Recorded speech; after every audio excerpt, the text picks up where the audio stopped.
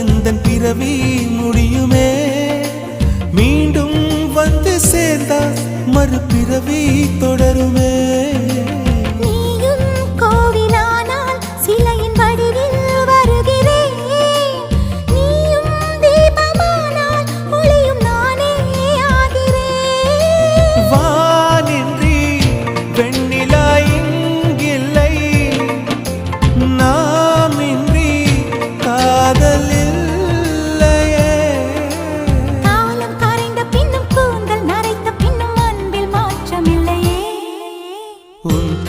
சொல்ல ஆசைதான், உள்ளம் முருக ஆசைதான், உயிரில் கரிய ஆசைதான், ஆசை